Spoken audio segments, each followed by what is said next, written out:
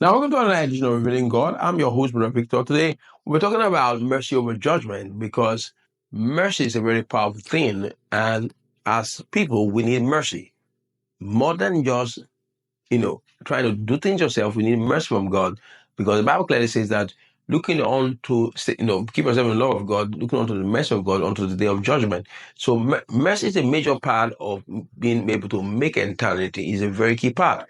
Because just come by a parable about a Pharisee and a man who was I think, a tax collector.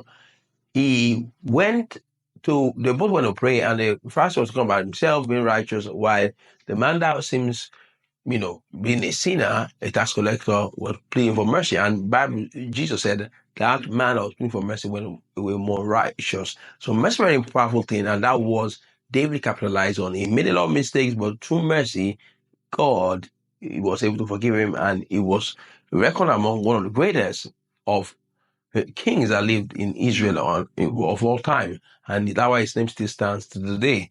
And when we understand mercy is overlooking someone's fault, while judgment does not prevail over that person. So the most important thing you must learn is how do you receive mercy?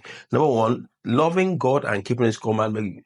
God said to Moses, I show mercy to thousands of them that love me and keep my commandment. So loving God and keeping commandment, when you make a mistake, God can show you mercy out when you are loving him and keeping his commandment, and you make it fall into a mistake, God can show you mercy. Then number two, if you're merciful towards others, the scripture says, the blessed and merciful, they shall obtain mercy. If you're judging people and not trying to show people mercy, God will not show you mercy because you are being judging people. So that's why, as Christians, we must learn to, be merciful towards people, not look at people's fault, but overlooking their fault to ensure we can see them get out of whatever issues they are facing to live right. That's what we should be. We should be praying for people, not condemn people, because the church is full of people condemning people rather than showing them mercy and helping them out of what predicament they have fallen into. Then number three is relying on God's mercy and not your works. Because many times we are always trying to, there are many people that try to live righteous. The way I gave it an example about the Pharisees, he was looking at his own works of righteousness better and using that to say, God, see my works. And by my works, I think I'm due for, to be called a righteous man. But God said the man that was pleading for mercy was more righteous than the works we are depending on, because your works before God are like filthy rags. So the best thing you can ever rely on is God's mercy if you must make it to eternity, while keeping yourself in the love of God that according to Jude. So you see the man on the cross when he was, was a sinner, one of the thieves, he understood this principle, and that's why I called on to Jesus, like, forgive me and let me today be in your kingdom. And Jesus said, today you'll be with me in paradise.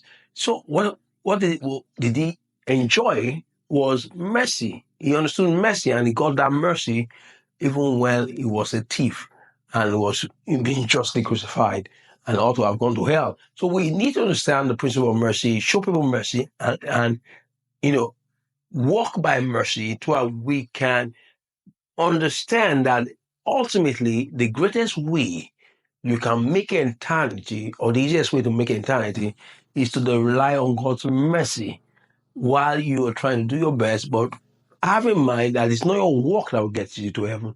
Because I'm going to come back to this, because many people that are religious, try to keep a set of rules, thinking that those set of rules is the only way they'll be justified to make heaven.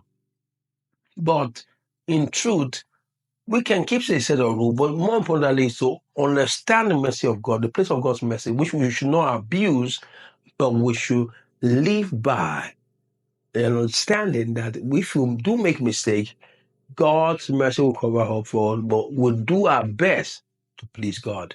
So this message I bring to you. So try to walk in mercy, and if God wants to show mercy, if you're not born again, if you're not giving your life to Christ, because through that you can receive God's mercy and I'm putting to make eternal life. So if you're not born again, say the prayer on the screen.